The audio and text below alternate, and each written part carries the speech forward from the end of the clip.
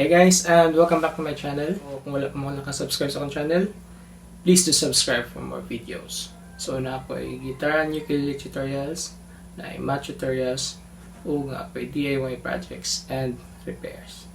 So karon is another guitar tutorial request. So request na siya ni Mr. Jason Micares. So ang iyang request is ang kanta sa assembly language nga Istorya. So una ta sa intro. So first na chord sa intro, G.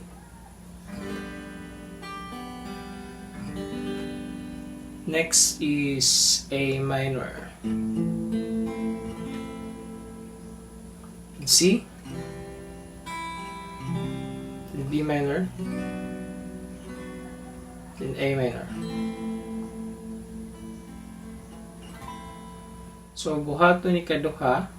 Then after ana niya is G. So ang strumming ano niya is down, down, up, up, down, up.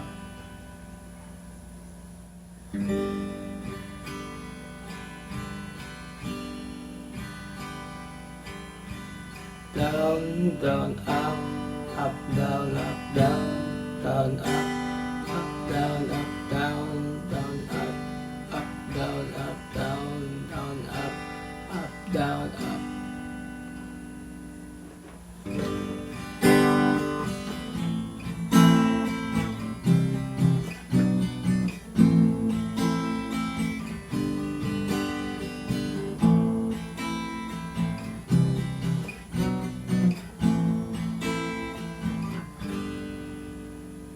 Then after aning G is na ay melody gamay. So first note sa melody is open string sa B. Then first fret. Then third fret, B string gyapon. Then open.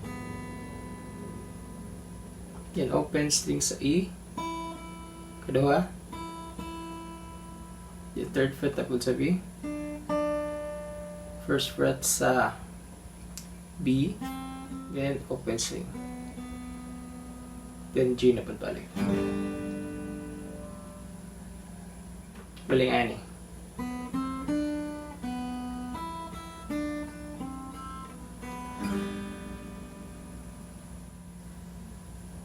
Balik ta.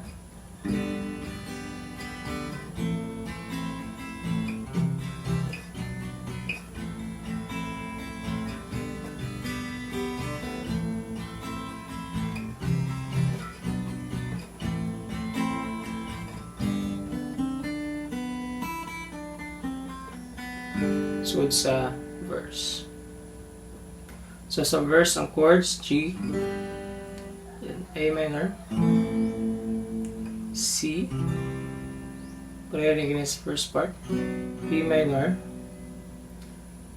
then after sa B minor is G, then A minor na po, then the G, then A minor, ang niya D.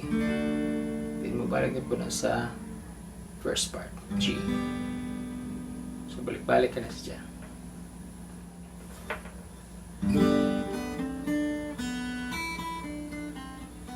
Ngayon sa'yo malagim, la la la la la la la la la la la.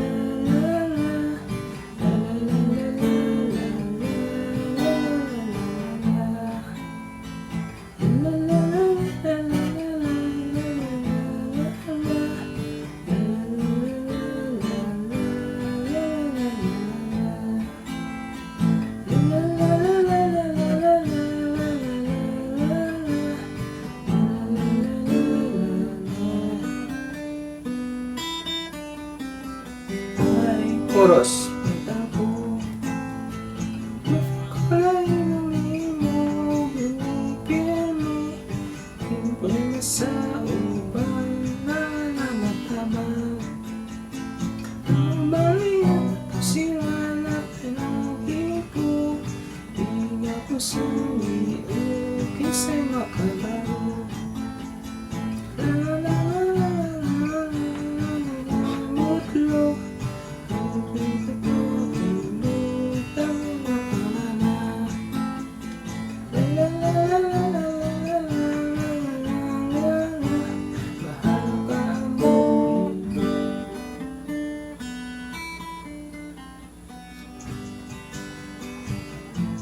leave.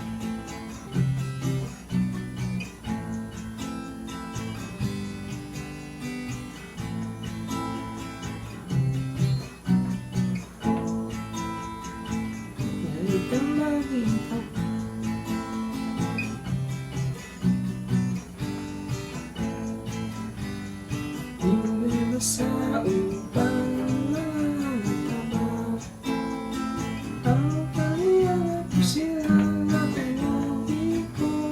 Hindi ako sa liit sa makalaro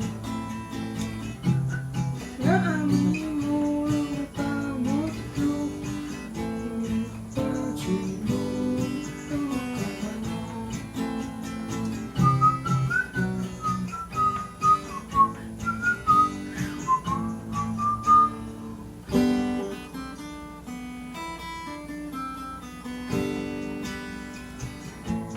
Last part sa song is Mariana's first part.